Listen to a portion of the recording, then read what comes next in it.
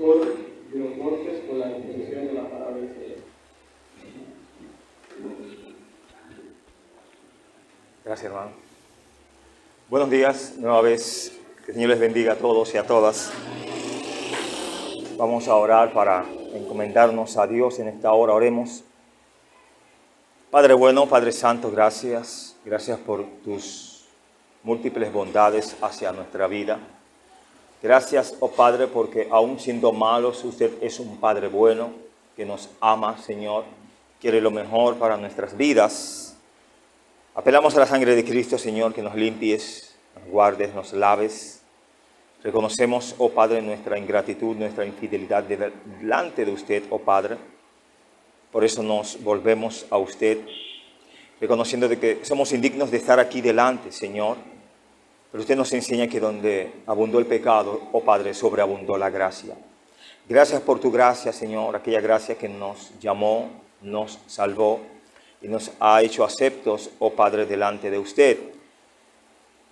Pedimos que si hay alguien que ha puesto en su corazón estar aquí, alguien más, sea amigo, hermano, Señor, que usted le traiga en bien, o aquellos que no podrán llegar, Señor, por alguna situación de salud, cual sea la situación, oh Padre, que una doble porción de tu Espíritu llegue a ellos.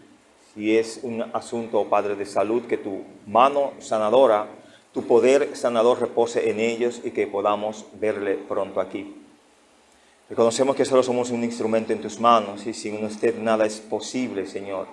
Ayúdenos a acercarnos más y más a usted, Señor, y bendíganos en esta mañana a través de su palabra. Todo esto te lo pido en el nombre de Jesús. Amén. Mis hermanos, pueden sentarse. Estuvimos en una lectura en el libro de Ruth y vemos aquí múltiples enseñanzas en este capítulo 1, en los primeros 13 versos. Me llama mucho la atención aquí porque habla de una pareja judía. Salen de un lugar llamado Belén. ¿Sabe usted el significado de Belén? Algunos sí no lo recuerdan. Casa de pan. Y hay tantos significados en los nombres aquí que no sé si cada significado va con lo que acontece. Pero hay alguien en especial que pone en su mente y dice, en el verso 13, la parte final dice, pues la mano de Jehová ha salido contra mí. Si usted estuvo en la lectura se da cuenta que hay 6 personajes, 3 parejas. 2 hijos salen de la primera pareja y esos 2 hijos se casan con 2 mujeres, hacen 6, ¿no? Salen de casa de pan en un momento donde llega hambre en aquel lugar y no esperan ver cómo la provisión de Dios puede llegarles en su momento. Si usted me acompaña en el verso 1, dice el texto, verso 1, capítulo 1 de Ruth. Aconteció en los días que gobernaban los jueces que hubo hambre en la tierra y un varón de Belén de Judá fue a morar en los campos de Moab, él y su mujer y sus 2 hijos suyos. La intención de esta familia o de este hombre, padre de familia, era, según el término, fue a morar, era con la posibilidad de hacerse residente allí por un tiempo, hasta que cese o terminase el hambre en su pueblo natal. Él salió con ese pensamiento. Viviré unos días o unos años hasta que pase el problema allí. ¿Pudo volver a su ciudad este hombre? Dice el texto que murió. No solamente él, ni sus hijos volvieron, sino que ¿qué pasó con ellos? Murieron. El significado de Elimelech habla de mi Dios es rey. Pero este hombre, creo, a través de lo que vemos aquí, que no le dio honor al significado de su nombre. ¿Sabe usted el significado de una de las mujeres, de las 2 mujeres, de Ruth y de Orfa, es la otra? Le voy a decir el malo primero. Orfa significa mujer terca. o una persona terca. No sabemos si esta mujer le daba honor a su nombre, pero sí sabemos que las demás lo hacían. Y si las demás lo hacían, ¿por qué no todas ser incluidas en que todas hacían honor a su nombre? Noemí, significado, placentera. Ruth, su significado, amistad. Y veremos más adelante que esa Noemí sí hizo amistad con alguien más. Y por esa amistad le valió ser una mujer virtuosa que la mano de Dios la bendijo grandemente. Esta mujer fue la que dijo a esa Noemí: tu Dios será mi Dios, doquiera que tú vayas, yo iré. Mire que la otra, sabemos el significado, no decide así. De hecho, vemos en la lectura y lo veremos, que cuando Noemí las reúne, dice: hijas mías, ¿qué más tengo yo para ustedes? Y más adelante le dice: ¿esperarían ustedes que yo vuelva a dar a luz y que mis hijos crezcan y ustedes se casen? ¿Qué más amargura tengo ya? Idos. Y una dice: no, yo me iré contigo. Tu Dios, el Dios a quien tú le sirves, a ese yo le serviré. Hermanos, y por seguir a ese Dios fue bendecida. No sabemos más nada de la otra mujer. Si siguió dándole honor a su nombre o cambió de rumbo. Quiero hablar en esta mañana bajo el tema ruina de Elimelech y Noemí. Malón y Kelión tienen significados esos nombres, ¿sí o sí? Y no son buenos. Uno habla de enfermizo y el otro habla de consumido. ¿Son buenos esos significados? Consumido y enfermizo.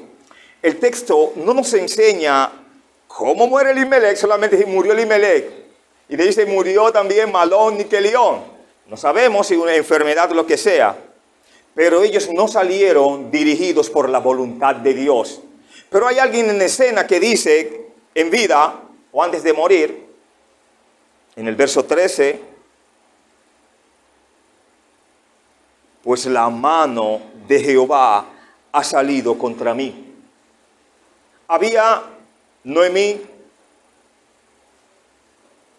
intercedido, había ella apurado, atacado a su esposo, de que el hambre era tan grande y debían de salir y buscar pan en otro lado. No lo sabemos, pero el texto me enseña, nos dice, nos da una pista, que ella había entendido que la mano de Dios había estado contra ella. Se sentía culpable esta mujer por haber salido de su tierra y de su parentela con su esposo, con sus 2 hijos. No lo sabemos, pero vemos un cargo de conciencia en la expresión: la mano de Jehová ha salido contra mí. Y aunque podemos decir que de una u otra forma no era Dios el culpable, porque Dios en realidad lo que quería era bendecirles, de que ellos no se dirigieron ante Dios son otras cosas y decidieron irse a otro lado a buscar la bendición, no es culpa de Dios. Ruina de Elimelech y Noemí. En el verso 1 vemos aquí residencia temporal en Moab. Leímos el verso 1 donde dice textualmente: aconteció en los días que gobernaban los jueces que hubo hambre en la tierra. ¿Quiénes gobernaban en esos días? ¿Qué hubo en esos días? ¿Sabía usted que la expresión en los días que gobernaban los jueces, hay otra en ciertos versos que acompaña la expresión también, donde todo el mundo hacía lo que bien le parecía? Parece que ellos no se escapaban a ese pensamiento y a ese accionar. Tengamos cuidado cuando queremos hacer lo que nos parece o lo que bien nos da. Usted sabe la expresión, no la voy a decir desde aquí. Decimos eso mucho. Ah, no, yo no voy a cambiar porque yo soy así. Y así yo soy y punto. Entre parejas, entre amigos, entre hermanos, siempre hay una alusión: no, él es así, tú no lo vas a cambiar. No, ella es así. Alude a veces buena o lo contrario. Alude bueno o lo contrario. Alude en obediencia o lo contrario a evidencia. Pero cada quien es caracterizado por un temperamento, por una forma de ser. Ahora, en el Señor, Dios nos da muchos mandamientos para que las cosas malas las podamos, ¿en qué? enderezar nuestras sendas, porque ya no podemos andar como tú y yo querramos, sino como manda ¿quién? Y si usted dice que es siervo o sierva de Dios, tiene un amo, tiene un rey, señor, y cada siervo debe de sujetarse ¿ante quién? Ante su señor. No podemos llamar a Dios mío, Padre mío, si no nos portamos como hijos suyos. En el verso A vemos la expresión, repito, en los días que gobernaban los jueces. ¿De qué nos habla aquí el escritor aquí? Este relato comienza en los últimos días de los jueces, un periodo caracterizado por 400 años de anarquía general y opresión, cuando los israelitas eran ¿qué? No eran gobernados por sus propios reyes, sino que ciertos enemigos los invadían y eran que oprimidos por esos enemigos. Pero ¿quién permitía que esos enemigos llegaran ante el pueblo de Dios? Dios mismo los estaba ¿qué?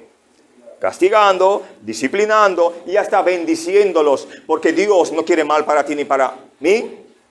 Entonces, veremos más adelante que un texto nos enseña que Dios le había dicho a Israel que si ellos obedecían a Dios, iban a ser bendecidos, pero si desobedecían a Dios, Dios le iba a castigar ¿hasta qué? Hasta con hambre. Y el texto me dice aquí, hermanos, verso 1, repito, que hubo hambre en la tierra. Y también me dice, en los días que gobernaban los jueces, y no eran los mejores días en cuanto al pensamiento de aquellos moradores. Y Dios como tal, ¿qué les había hecho? ¿Qué les había mandado? ¿Bendición? No, bendición le había mandado. O juicio. El texto no lo dice, usted me puede decir, pero ahí no dice que le mandó juicio, pero le mandó hambre.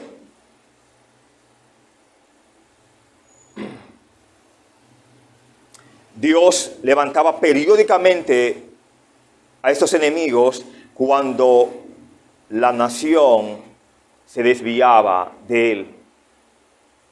Y cuando ellos buscaban a Dios, ¿qué Dios hacía? Levantaba un juez. ¿Cuántos jueces no aparecen en el libro de los jueces?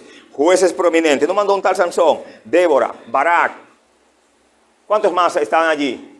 Hay muchos, ¿no? Varios jueces. Y hay uno que fue a un río. Dios le dijo que podía pelear.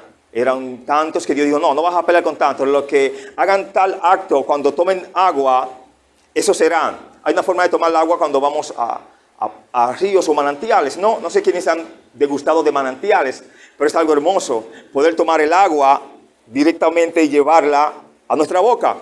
Otros optamos por poner todo, ¿no? Nuestra boca directa. Bueno, Dios le dio señal a este.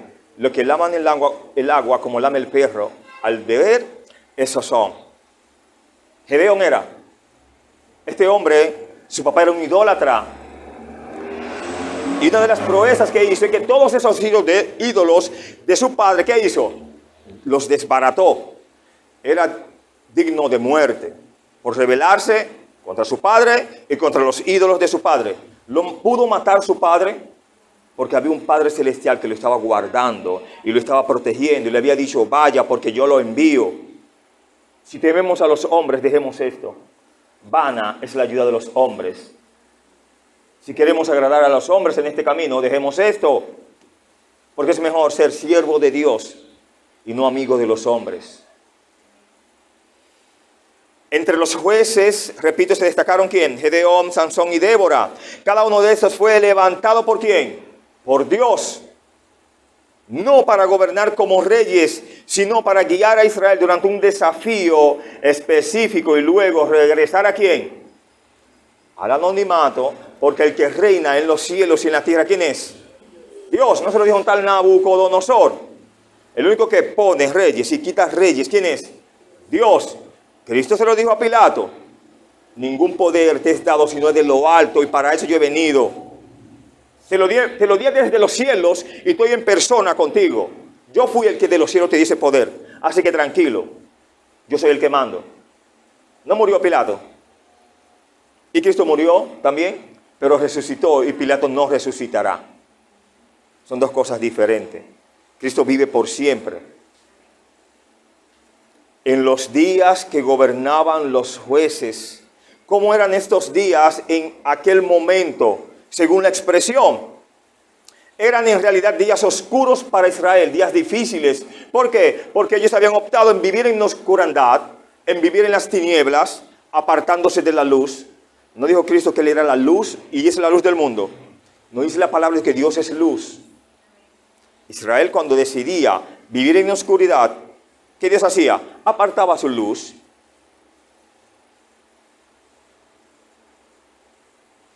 El período se caracterizó por la frase: cada uno hacía lo que bien le parecía. Capítulo Jueces 17:6. Veamos a la izquierda, ¿no? Estamos cerca. Jueces 17:6 dice: en aquellos días no había rey en Israel, cada uno hacía lo que bien le parecía.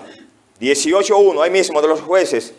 Una vez más, en aquellos días no había rey en Israel, y en aquellos días la tribu de Dan buscaba posesión para sí donde habitar, porque hasta entonces no había tenido posesión entre las tribus de Israel. ¿Qué vemos aquí? Un denominador común. ¿Cómo andaba el pueblo? ¿Cómo se comportaba en aquellos días? Como bien le parecía. Capítulo 21 de este mismo libro, verso 25, Jueces 21-25. Dice la palabra de Dios: en estos días no había rey en Israel, cada uno hacía lo que bien le parecía.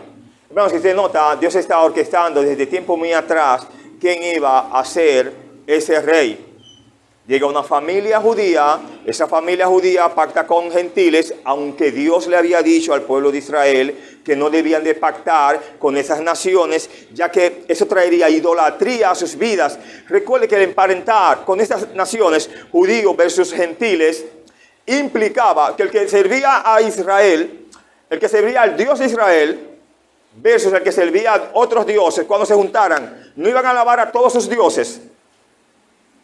El hombre que servía a Dios y la mujer que servía a otros dioses versus la mujer que servía a Dios y el hombre que servía a otros dioses. Depende del emparejamiento, hombre, mujer, mujer, hombre. Dios le había aconsejado: no se unan en yugo desigual. No hay comunión con la luz y con las tinieblas. No iban a ser felices, en otras palabras.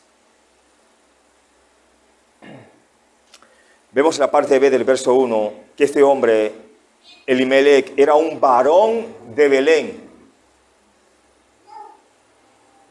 Y recordemos el significado del nombre. ¿Lo recordamos o aún se recuerdan? Elimelech: mi Dios es rey. El texto lo señala a él como un varón de Belén. ¿Lo señala como una persona correcta al decir un varón de Belén, o lo señala por el sexo, por el género, no? No lo dice el texto, para colmo, no podemos dar más. Solamente nos quedamos con un varón de Belén. En estos días podemos ver que este hombre salió de Belén, de aquella tierra de Israel, para morar en los campos de Moab. En los campos, por lo regular, ¿qué hay allí? Trabajo, frutos, etc. Él quiso llevar a su familia, no consulta con Dios. El texto claramente vemos que no hay en ningún momento que ese hombre consulta a Dios. Si sale rápidamente y solamente dura, ¿cuántos años? 20 años, 25, 30, 10 años. Y en esos 10 años no pudo tener nietos, porque sus hijos sí se casaron, pero él allá había muerto. En 10 años ellos fueron a buscar prosperidad, pero verdaderamente, ¿qué encontraron en esos 10 años? ¿Diga? ¿Qué encontraron? Si hubieran encontrado hambre, hubiera sido algo bello, ¿no? Porque fueron a un campo. Encontraron la muerte, hermanos, murieron. Ya estaban en el campo. Pero en un periodo de 10 años, no nos dice el texto de qué muere él, no nos dice sus hijos de qué mueren. ¿Era enfermizo uno? ¿Era consumido el otro por algo? No lo sabemos. Sí sabemos que murieron. Y quedaron estas 3 mujeres solas.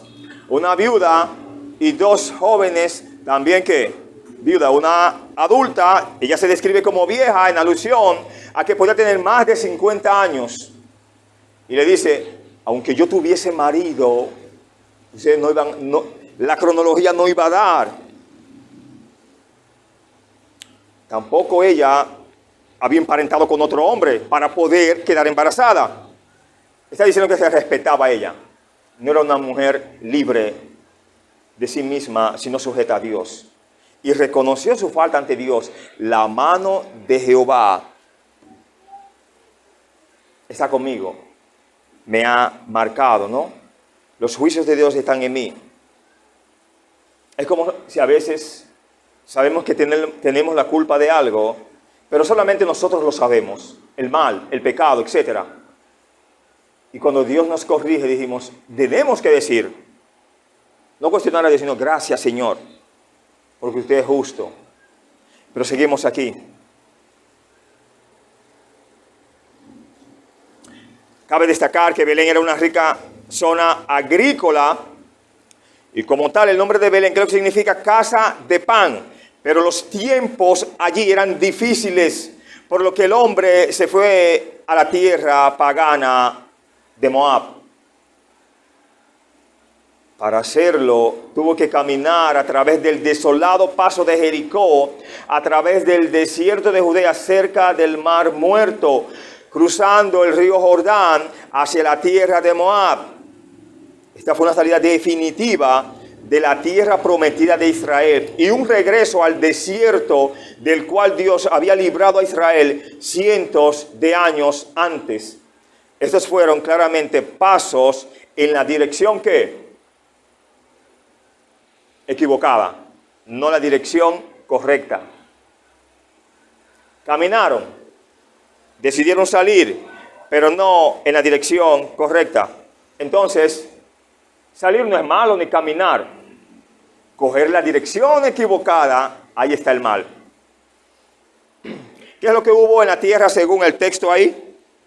¿Abundancia en Moab o hambre? Perdón, en Israel era que había hambre, ¿no? En Belén. Éfrata, como se conocía antiguamente, luego adquiere el nombre de Belén. Hermanos, ¿cuántos acontecimientos pasan en ese lugar? Una tal Raquel, la amante de Jacob, no murió en Éfrata, pero una tal María no da luz a Cristo. No se cría en esos predios. No decían los profetas, las profecías, que de Belén de Judá había de salir el Salvador. De la tribu de Judá, de la tribu más pequeña al sur. Una tribu pequeña e insignificante. Habiendo en el norte grandes tribus y hombres guerreros que se mataban hasta entre sí ellos.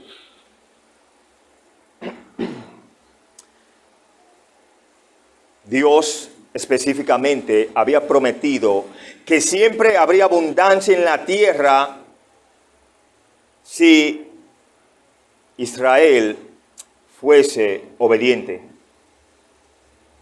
Por tanto, hambre en la tierra significaba que Israel como nación no estaba obedeciendo ¿a quién? A Dios. Era una regla que se estaba dando porque otra regla se incumplía. Deuteronomio 11, 13 a 17. Vamos a ver si estamos correctos en lo que hablamos. Deuteronomio 11, 13 a 17, ¿no? Veamos lo que ya decía la palabra de Dios. 11, 13 a 17. Si obedecieres cuidadosamente a mis mandamientos que yo os prescribo hoy, amando a Jehová vuestro Dios y sirviéndole con todo vuestro corazón y con toda vuestra alma, yo daré la lluvia de vuestra tierra a su tiempo, la temprana y la tardía, y recogerás tu grano, tu vino y tu aceite. Daré también hierba en tu campo para tus ganados, y comerás y te saciarás. Guardaos, pues, que vuestro corazón no se infatúe y os apartéis y sirváis a dioses ajenos y os inclinéis a ellos. Y se encienda el furor de Jehová sobre vosotros y cierre los cielos y no haya lluvia ni la tierra dé su fruto. Y perezcáis pronto de la buena tierra que os da Jehová. ¿No había una advertencia hacia Israel? Si te portas mal, Israel, yo mismo te voy a castigar. Si te portas bien, si escuchas mis mandamientos, me llama mucho la atención, conversaba con alguien ayer, la expresión, cuando Dios le dice a Israel, oye Israel, Jehová tu Dios uno es. Y es, en varias ocasiones Dios le dice, oye Israel. No le llama el Señor Jesucristo en un momento a la nación de Israel en su ministerio. Jerusalén, Jerusalén, que matas a los profetas y apedreas a los que te son apedreados. ¿Cuántas veces quise juntar a tus hijos como la gallina junta a sus polluelos? Mas no quisiste. Al contrario, ¿qué hicieron ellos? ¿Apedreaban a qué? A sus profetas. Bueno, ¿usted sabe lo que es apedrear a un profeta? Es apedrear al que te trae la bendición espiritual, el alimento espiritual. La palabra de Dios. La Biblia en Hebreos capítulo 13 nos habla que tenemos que tener en estima a aquellos que nos enseñan, aquellos que velan por nuestras almas, por muchas y varias razones, porque han de dar cuenta ante Dios. No es poca la responsabilidad de ministrar almas.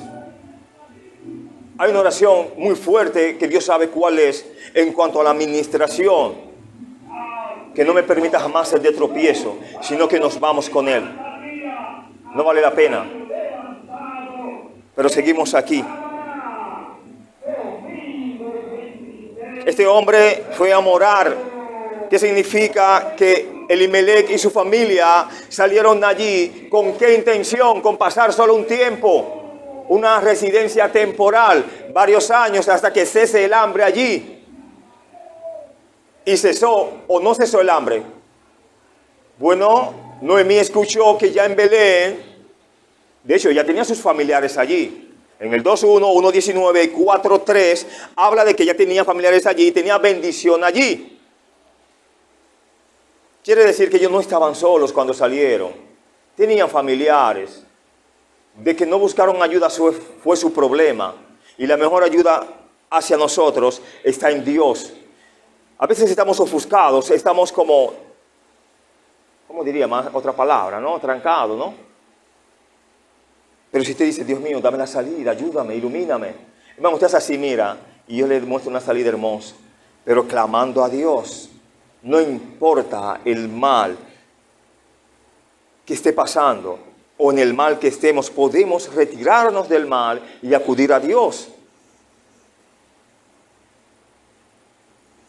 ¿Qué significa morar? He dicho. Esto significa partir con la intención de volver. El siguiente versículo nos dice que el nombre del hombre era Elimelech y su intención de una breve visita se convirtió en que en 10 años llenos de tragedias, no pasaron más tragedias que bendición espiritual o bendición material, alimentación. ¿Pudo él trabajar para mantener su familia? Poco tiempo. En un lapso de 10 años murieron los 3. Mantuvieron a esas 2 mujeres con las cuales se casaron por mucho tiempo. No. Vana es la ayuda del hombre, me enseña la Escritura. ¿Cuántos relatos en la Biblia donde alguien dice, váyase y usted volverá, yo te enviaré a buscar? No se lo dijeron a alguien, un tal Jacob, su madre, ¿no? Que lo amaba. Yo te enviaré allá donde la van, yo misma te enviaré a buscar. ¿Pudo ella cumplir con esa promesa? Pero el Dios que se le apareció en una roca a un tal Jacob, sí cumplió todas las promesas. ¿Cuántas historias en la Biblia donde Dios, hermanos, promete y ayuda? En el caso de las viudas es protector de las viudas, de los huérfanos por igual. Tristemente, Elimelech nunca regresó a Israel. El nombre, repito, de Elimelech significa Dios es rey. Pero en realidad, este hombre no vivió como si Dios fuera ¿qué? Su rey. No es lo mismo decir, no, yo soy cristiano. Vives como un cristiano. Le das la gloria al Señor en medio de tus batallas, en medio de tus bendiciones, de tus altas, de tus bajas. Juzgue usted. Los versos 2, quiero pasar aquí. A los versos 5 vemos tragedia en Moab. Sigue, el verso comienza diciendo un varón de Belén, pero aquí comienza diciendo en estos versos 2, el nombre de aquel varón. Entonces ya sabemos a qué alude con varón, ¿no? No que fue destacado ante los ojos de Dios. Verso 2, verso 5, dice la Escritura, capítulo 1 de Ruth. El nombre de aquel varón era Elimelec y el de su mujer Noemí, y los nombres de sus hijos eran Malón y Kelión, efrateos de Belén de Judá. Llegaron pues a los campos de Moab y se quedaron allí. Y murió Elimelec, marido de Noemí, y quedó ella con sus 2 hijos, los cuales tomaron para sí mujeres moabitas. El nombre de uno era Orfa y el nombre de la otra Ruth, y habitaron allí unos 10 años. Y murieron también los 2, Malón y Kelión, quedando así la mujer desamparada de sus 2 hijos y de su marido. Hermanos, aquí trágicamente el nombre de Noemí cambia según lo que leemos. ¿Cómo es llamada esta mujer aquí según el verso? Diga. Mara. Bueno, yo lo leí realmente. Y la lectura me dice aquí. La pregunta es, Noemí, sabemos que su nombre era Noemí, ¿sí o sí? Pero su nombre cambia por el texto que me dice aquí en el verso 5. Así la mujer desamparada de sus 2 hijos y de su marido. ¿Cuál es el término que se ajusta a ella ahí? Cuando alguien podría buscarle, ¿dónde está Noemí? ¿Cuál Noemí? Sí, una que llegó hace un tiempo. Ah, la desamparada. Ah, y está allá. Triste, ¿no?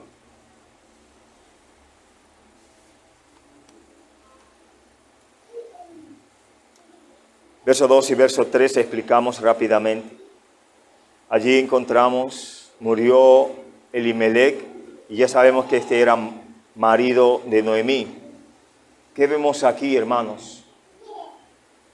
Podemos ver, cuando Elimelec y su familia llegaron a Moab, no encontraron la vida más fácil. ¿Y a qué salieron ellos allí a Moab? ¿A qué llegaron ellos?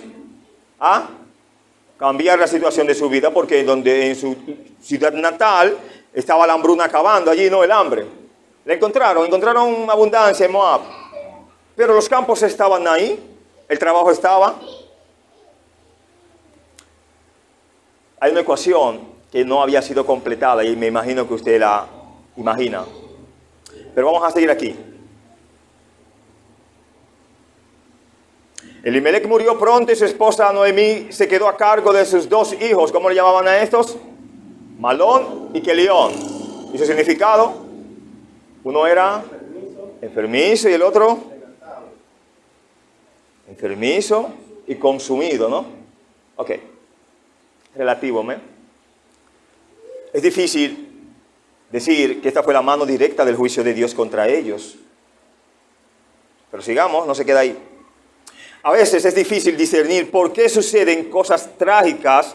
Lo cierto es que el cambio de escenario no mejoró las cosas. ¿Mejoraron ellos de salir de su ciudad a otra? A veces pensamos que podemos alejarnos de nuestros problemas, pero descubrimos que simplemente los traemos con nosotros. No importa dónde vayas, te llevas a ti mismo contigo, por lo que los mismos problemas pueden continuar en lugar diferente. Había un problema en ellos como familia y no lo resolvieron en su lugar o nación de origen. La solución estaba donde ellos vivían, no estaba en otro lugar. El problema no era el hambre. Se pudiera refutar, sí, pero dice que en aquellos días había hambre en la tierra. Sí, y también había un Dios que bendice, un Dios de la abundancia. Y yo les refuto y les digo, ellos no clamaron a Dios en busca de Dios. Y pudieron desesperarse y no esperar la voluntad de Dios.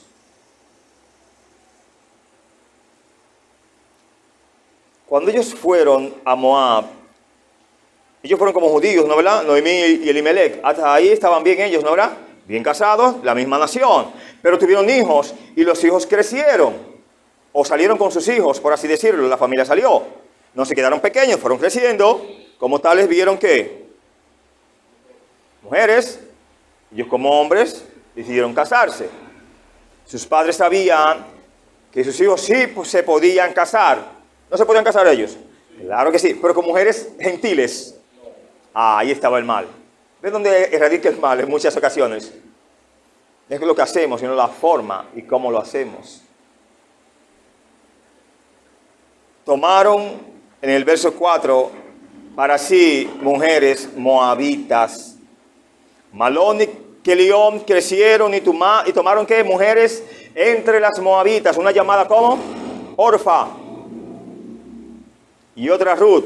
No sé a quién usted le da más alcance o, ¿cómo diríamos la palabra? Mejor elección. Sabemos que ya Orfa su significado y sabemos Ruth el significado, pero lo dejamos ahí. Nuevamente esto no fue en obediencia a Dios. Recordemos que Dios ordenó a los israelitas que no se casaran entre las naciones paganas que los rodeaban.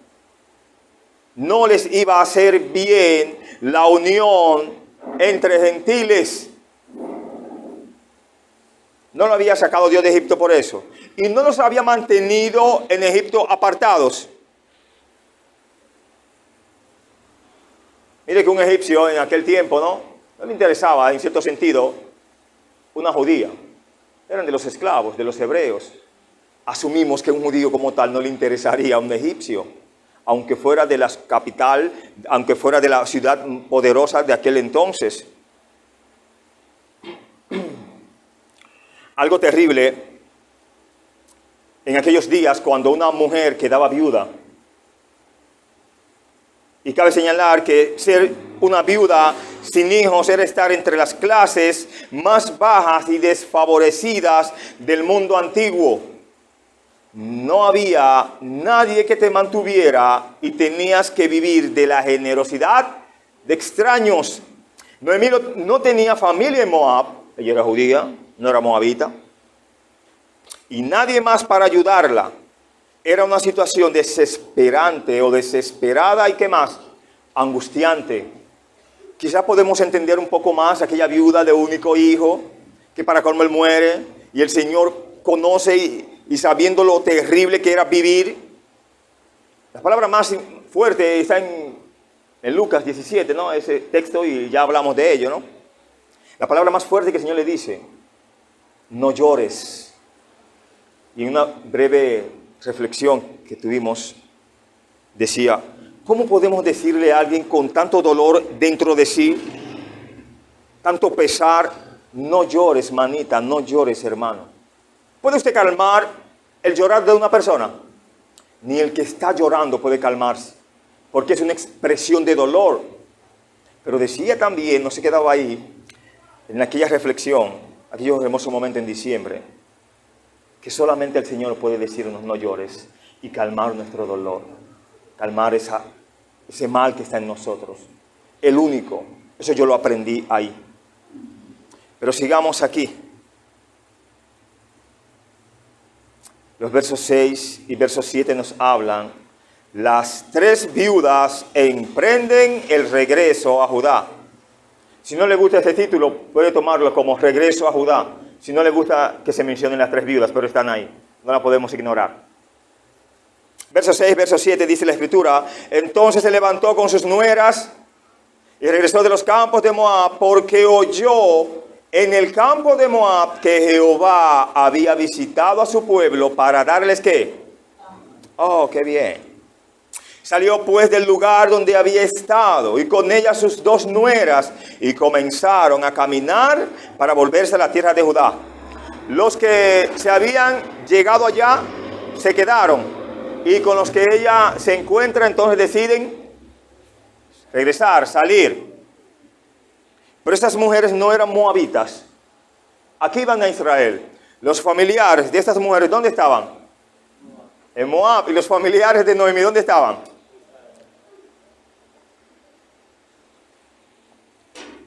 Como un cruce, ¿no? ¿Qué les convenía a todos? ¿Qué usted cree? Si no sigo, no hay problema. Siempre el silencio caracteriza las prédicas. ¿Qué fue lo que oyó Noemí, que estaba pasando en Belén? Que Dios había visitado a su pueblo. ¿Se había apartado Dios de ese pueblo? ¿Estaban pasando por algún juicio? El texto no nos lo dice literalmente. Pero ya sabemos una primera regla, que Dios enviaba juicio cuando Israel se dedicaba a sus andanzas. Cuando andaba como bien, podemos ver que desde la lejana Moab, Noemí escuchó que Dios estaba haciendo cosas que buenas, ¿dónde? En su pueblo. Y ella quería ser parte de las cosas buenas que Dios estaba haciendo. Mire dónde comenzamos a hablar de Dios en el sentido literal, textual, desde los versos 6 en adelante, la mitad del mensaje. Una nota nos enseña, nuestra vida con Dios debería hacer que otros quieran volver al Señor con solo mirar nuestra vida. Dios estaba allí, ella quería estar allí. Si Dios es reflejado en nosotros, los que están allí quieren esto que tenemos, porque no es única y exclusivamente de nosotros. Dios no murió por quién, por todos los que creen.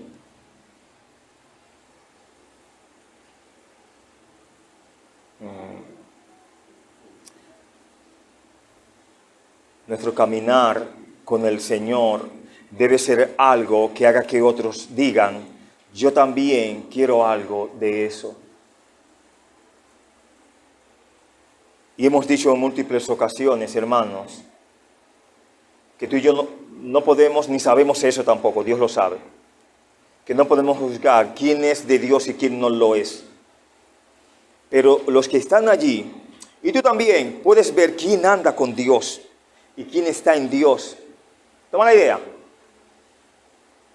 Y eso es visto, hermanos. A veces no nos detenemos unos con otros. Entendemos que cada quien está buscando de Dios, cada quien tiene a Dios, cada quien sabe cómo meterse con Dios. Pero en el mundo allí es más difícil ellos saber cómo está uno. Pero cuando ellos ven que Dios está con uno, lo expresan, lo testimonian, hermanos. Pero está la otra moneda. Cuando estamos caminando mal con Dios, como dicen, por eso es que yo no creo en los cristianos, y ahí paga el bueno y el malo. El que anda con Dios y el que no se sujeta ni se somete a Dios. Es triste. Cuidémonos de eso. ¿Qué fue lo que hizo Noemí? Salió pues del lugar donde había estado y quería estar donde Dios estaba visitando. Esto hace diferente a Noemí de muchas otras personas. Muchos escuchan de las cosas buenas que Dios está haciendo en la vida de los demás y solo desean que poder tener algo de eso, en lugar de ¿qué? De ir a recibirlo, de ir a abrazarlo, de ir a arrebatarlo. Dice, ¿cómo arrebatarlo? Sí, porque en ese sentido el reino de los cielos se hace fuerte y no son los cobardes que lo arrebatan, sino ¿quiénes? Los violentos y también los valientes. Decía el predicador, y no me dejan mentir los hermanos, que tenemos una lucha. Lo sabemos y usted lo sabe. ¿Contra qué? Contra nuestra propia carne, contra también huestes espirituales de maldad en los lugares celestes. Y que tenemos, hermanos, que esa batalla en el nombre del Señor, pedirle fuerzas y fortalezas al Señor. Y eso se hace siendo violento, siendo valiente. Entonces no es tímido que tú vas a abrazar las cosas de Dios con timidez. No, no. Dios dice acercaos. Acercaos a Dios y Él os acercará ¿a quién? A vosotros. Por lo general recuerde que nosotros somos los que nos alejamos de Dios. Y hemos hecho ya un relato de años atrás de una pareja que ellos siempre viajaban juntos, etc. Siempre estaban juntos. El marido manejaba, ella ahí. ¿Qué pasa? Que de una u otra forma, al reclinar el asiento, la esposa estaba un poco apartada de su esposo, ¿no? Y manejando, hablando, o en un momento dado, se recriminan eso. Y ella le dice que por qué él se había alejado de ella cuando antes siempre estaban cerquita en el asiento. A lo que el esposo le dice, yo no soy el que me he alejado, tu asiento está más retirado. Asumimos que entonces lo acerca, ¿no? Y se resuelve el problema. Pero seguimos aquí. Creo que había dicho esto antes, si no lo habían olvidado y tantas cosas, ¿no? Pero refrescar es bueno.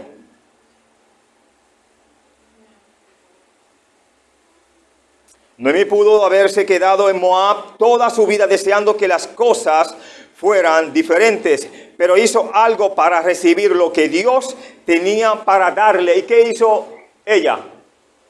Se movió, fue a buscarlo, fue a recibirlo. Los versos 8, verso 9, aquí vemos, Noemí pide a sus nueras que regresen a Moab, que se queden en su tierra natal, en su lugar de origen con sus familias. Incluso les pide que vuelvan a casarse. No había por qué quedarse solas esperando hijos de ella para volver a casarse. Verso 8, verso 9 dice la Escritura, y Noemí dijo a sus dos nueras, andad, volveos cada una a la casa de su madre.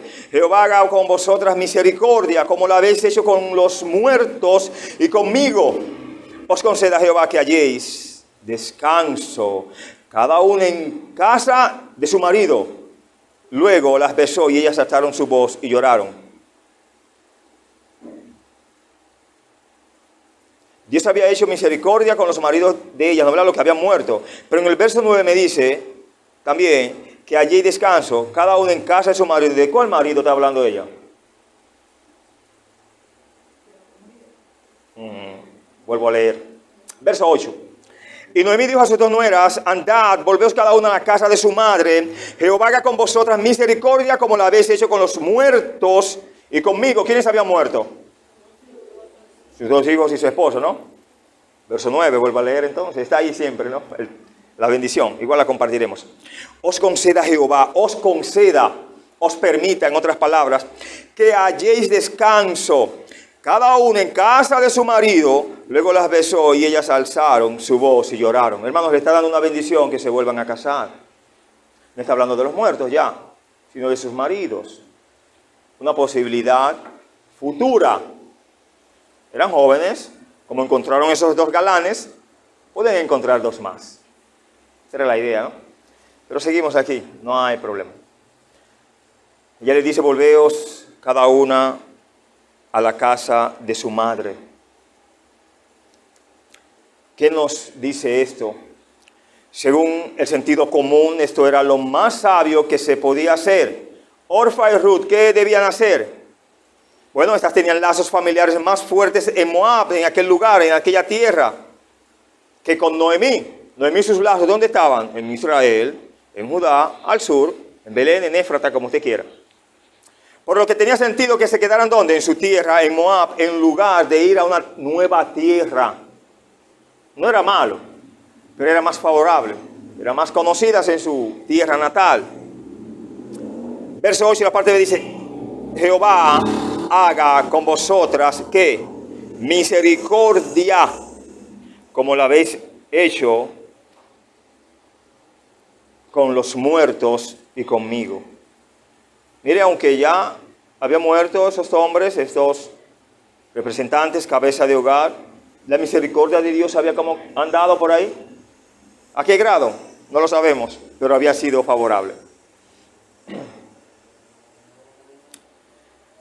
Con estas palabras, Noemí las bendijo generosamente. Ella oró, es una oración para que se volvieran a casar. Cada una en la casa ¿de quién? De su marido, su nuevo esposo, ¿no? La palabra no habla de que hasta que la muerte los separe, los separó la muerte, entonces ya. Haga misericordia, ¿qué significa o qué nos enseña esta palabra? Es la antigua palabra hebrea esed. Esed abarca los actos de misericordia realizados por una parte más poderosa en beneficio de la más débil. En Ruth 1:9, Noemí describió el matrimonio como un lugar de descanso. Dice, os conceda Jehová que halléis descanso. Habla de la unión. ¿En dónde? Cada uno en casa ¿de qué? De su marido. Dios quiere que cada matrimonio sea un lugar y una fuente de descanso, paz y refrigerio en la vida ¿de quién? De todos. No tiene sentido llegar al hogar y llegar a la trinchera, ¿no? O al comando de guerra, o al comando de problemas. No vivían felices Adán y Eva. Hablaban con Dios, Dios les visitaba hasta el día que el pecado los alcanzó, o ellos alcanzaron el pecado.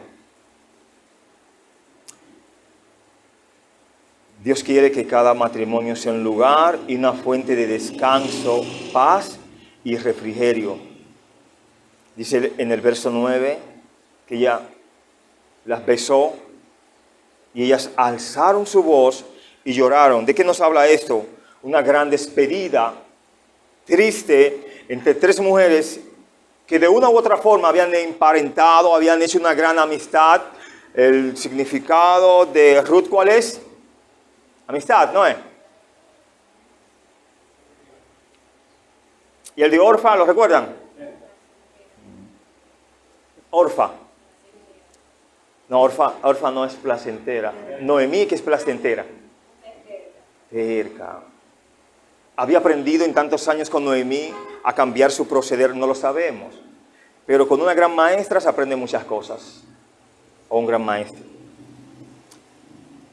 Verso 10 hasta el verso 13. Noemí ruega a sus nueras que se queden en Moab. Dice, y le dijeron, ciertamente nosotras iremos contigo a tu pueblo. ¿Una de ellas está hablando o las dos tienen la misma intención? Sí, porque dicen, nosotras se habían puesto de acuerdo. Y verso 11, y Noemí respondió, volveos, hijas mías, ¿para qué habéis de ir conmigo? ¿Tengo yo más hijos en el vientre que puedan ser vuestros maridos? Volveos, hijas mías, e idos, porque yo ya soy vieja para tener marido. Y aunque dijese, esperanza tengo, y esta noche estuviese con marido, y aún diese a luz hijos, ¿habíais vosotras de esperarlos hasta que fuesen grandes? ¿Habíais de quedaros sin casar por amor a ellos? No, hijas mías, qué mayor amargura tengo yo que vosotras, pues la mano de Jehová ha salido contra mí. Una expresión fuerte y la enfatizamos en su momento. Ella no tenía marido. Noemí no se había vuelto a casar. Era imposible en ese momento poder quedar embarazada de 18 o 20 años más adelante.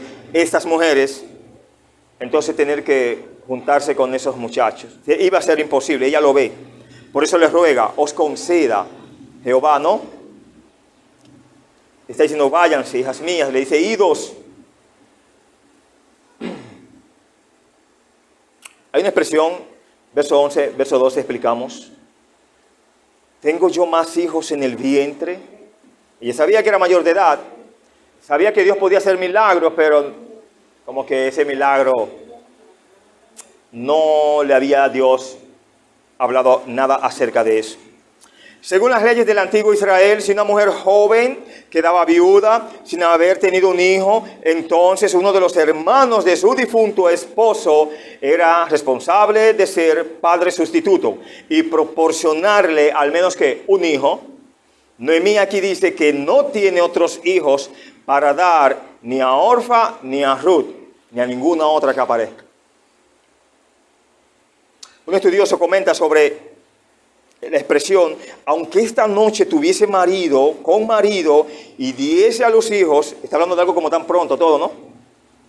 Debía de haber un acto y una evolución al instante, o mínimo, ¿no? Repito, aunque esta noche estuviese con marido y diese a luz, esta expresión, sin tener un esposo, ella ni una sola vez piensa en tener hijos. Para tener hijos, ¿qué hay que tener? Pareja, ¿no? Como lo hacen muchas mujeres libertinas y faldas ligeras, haciéndose rameras y sus hijos bastardos, y todo para satisfacer el furor de la lujuria presente, aunque después se arrepientan con pena y vergüenza. Ella no se iba a arrepentir de un acto vergonzoso, está diciendo ahí. Pero sí entendía que la mano de Jehová que había salido contra ella. ¿Y qué usted cree? ¿Había salido la mano de Jehová contra ella? ¿O ellos se habían ido de la mano de Jehová? Veamos. Esto obviamente pesaba mucho en el corazón y la mente de Noemí. Ella sentía que la calamidad que le sobrevino a su familia se debió a que fueron desobedientes en varios momentos de su vida. Eso sí es evidente ahí. Probablemente al dejar la tierra prometida de Israel y casar a sus hijos con mujeres que moabitas, permitir eso. Quizás Noemí sentía una culpa particular. Tal vez ella fue la que presionó para salir de Israel y la que presionó para casar a sus hijos. Hay una culpa, no la sabemos, pero ella sí sabe cuál es. Y le expresa, la mano de Dios ha salido contra mí. A pesar de este sentimiento, Noemí regresa a la tierra de Israel. ¿Y regresa a quién? ¿Hacia dónde? Hacia su Dios. Aunque sentía que la mano de Jehová había salido contra ella, no se amargó contra Dios. Jamás. ¿Por qué decimos que no se amargó? Bueno, porque ella decidió, ¿qué? Acercarse a Dios, salir. Regresó a él arrepentida, sabiendo que la respuesta es acercarse a Dios siempre y no alejarnos de Él. Nada nos ayudará si nos alejamos de Dios. Y nada, en el original, en hebreo, en griego y en español, es nada. Con esto quiero terminar. Con esto que quiero compartir. Noemí no acusó a Dios de haber hecho algo malo contra ella. Sin embargo, ella reconoció su control total sobre todas las circunstancias. En realidad, fue una expresión de confianza en Él. Reconoció a Dios. La mano de Dios se ha levantado contra mí. Y quería sacarla de ahí. Y ella lo entendió, lo asimiló, la luz le llegó correctamente. Si Noemí estuviera amargada o enojada contra Dios, probablemente habría tomado otro camino. ¿No me va bien aquí? Bueno, vamos hacia otro lugar. Pero no lo hizo. Regresó al lugar de origen. En cambio, mostró que confiaba en la soberanía de Dios y que sabía que, a pesar de sus calamidades personales, Dios, ¿qué es? Un Dios bueno y que nos bendice. No importa en qué situación. Si es una disciplina, es una bendición. Si es una bendición material, es una bendición. Si es una bendición espiritual, deja de ser bendición. Quiero que no. Lo que Noemí no pudo ver es que la mano de Dios saldría en su favor. Si ella la vio en contra, Dios la iba a poner a su favor. Una cosa era lo que ella veía y una cosa lo que Dios estaba mostrando. Que por lo regular nos equivocamos.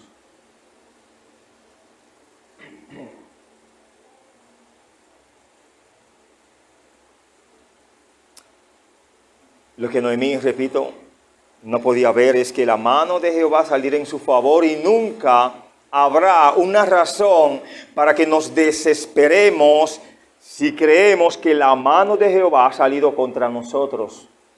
Esperar en el Señor, hermanos, es algo para sabios. Porque yo creo que los imprudentes no esperan. Cruzan la línea roja, ¿no? Pasan cuando deben de esperar. Por eso, hermanos, en este camino, no importa el tiempo que pase. Si Dios ha prometido, valga la redundancia, sus promesas no son ¿qué? Fieles y verdaderas. ¿Cuánto tiempo tuvo que pasar para que el pueblo de Israel saliera de Egipto? 3 años, 4 años. El tiempo de los jueces, ¿cuánto pasó? El tiempo de silencio en el Señor para hablarle a Israel hasta que Cristo llegara, ¿cuántos años pasaron? ¿Y quién aguanta 400 años? Pero Dios es eterno, hermanos.